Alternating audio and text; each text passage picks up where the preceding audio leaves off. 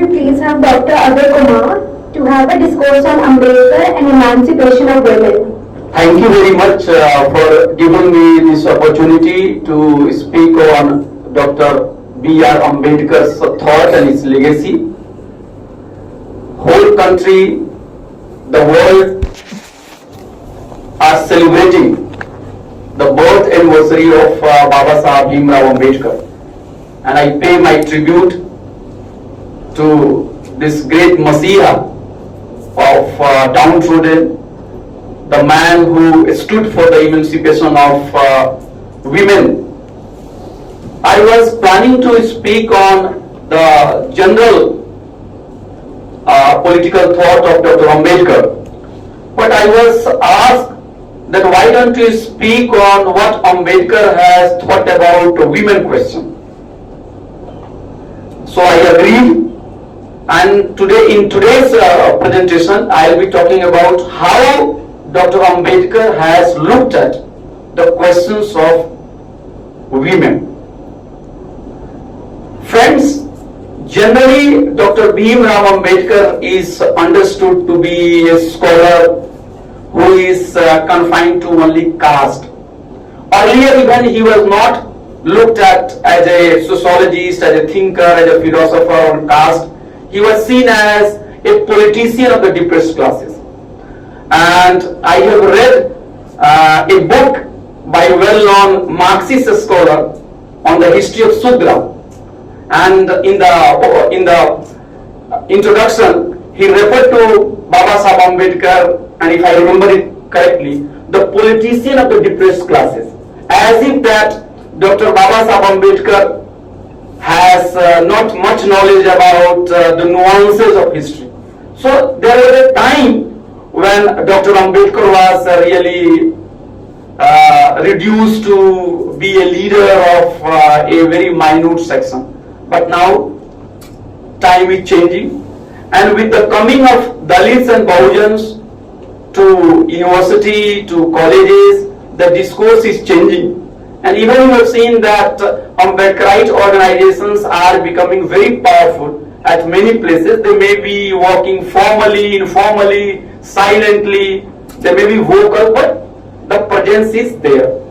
So Dr. Ambedkar, my first understanding is that Dr. Ambedkar is a complete, is a philosopher, he is a thinker, he is an activist who has to say on many issues that are still here, that are still not solved in our society, and that is why Dr. Ambedkar remains relevant till today, and perhaps he is more relevant today in this difficult time.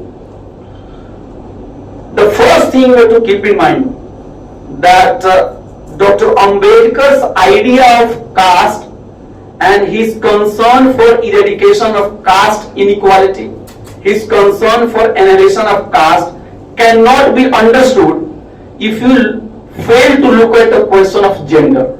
Generally it is being understood by the liberal scholar that Dr. Ambedkar was fighting for getting some Dalits incorporated at some public places, if they get some jobs in railways, or maybe they become some officers, some politicians. I think Ambedkar's legacy is complete and caste is gone. But this is not like that.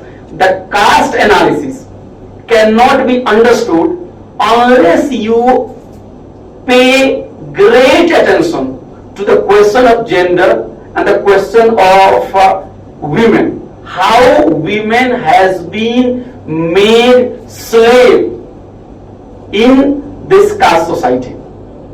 So interdining, when we eat food, when we share food, when we break breads, and when we do intermarriage with people from different castes, these are the two very important strategies to break caste hierarchy and to achieve universal egalitarian society.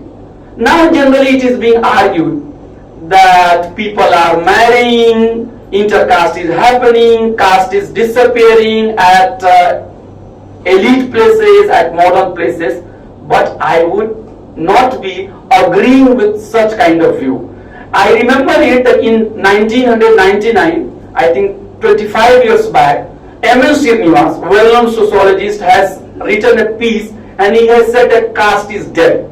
But recently, I have done an interview with JNUSU leader who has been elected recently as the joint secretary, Priyanshi Arya. And Priyanshi Arya belongs to General Secretary. General Secretary. She is General Secretary. So I asked the same question.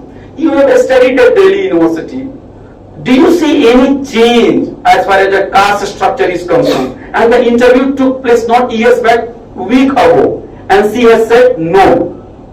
Discrimination is not there. The form may be very different. So the point is, it is very easy for the so-called modernists to say that caste is disappearing, but caste is not disappearing. I would argue that the form of caste discrimination may be changing, but caste is not disappearing.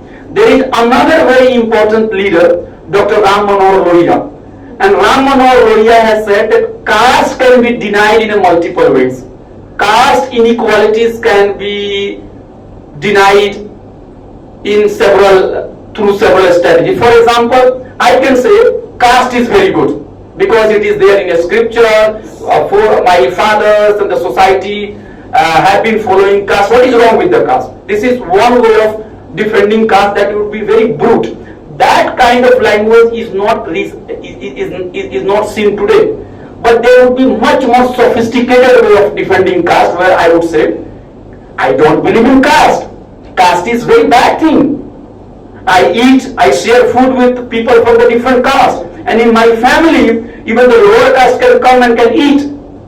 But when it comes to merit, when it comes to giving admission, when it comes to giving jobs, when it comes to giving opportunity, then what will I will do if I am a casteist? I will not say that there is a caste criterion. I would say that I believe in merit, and whosoever is meritorious will get the job. So what is happening? That merit has taken the form of caste discrimination. Merit is another name of caste discrimination. And one could ask, what is this merit? If I cannot speak English language, does it mean that I am not meritorious? There are many philosophers who have done revolution, who have changed the lives of millions of people, and they were not great scholars of English literature. They were not speaking English.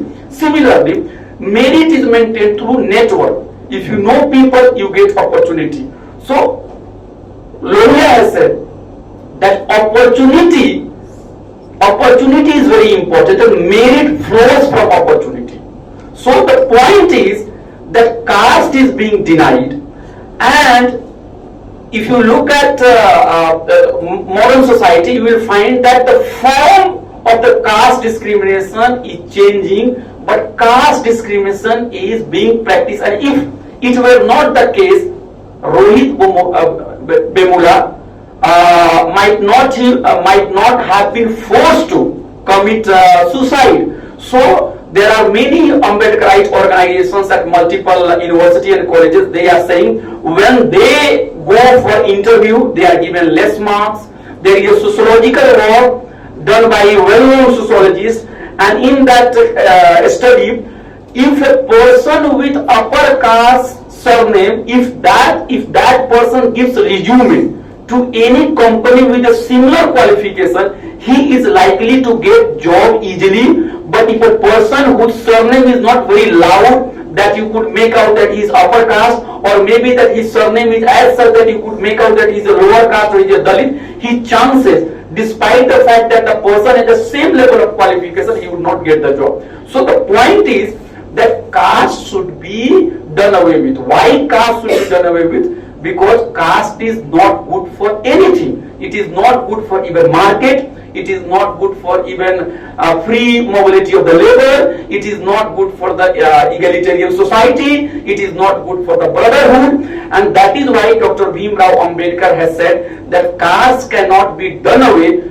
just because you think that caste is disappearing and you think that a few people could be given jobs and caste will be over. No, caste can only be eradicated when we have what? The first strategy would be where we share food, and sharing food, sociologists would tell you that sharing food is not so easy job. If you share food with somebody, you develop some kind of fraternity with that person. When you enter into marriage and love, then you break the caste hierarchy. And here Ambedkar in his life, if you read his book, his essay, Annihilation of Caste, he has said very clearly. He wrote this paper, Annihilation of Caste, as part of his term paper, I think long back, around 1915 or 16. And in that paper, he has said it very clearly. That paper is available. You can read it.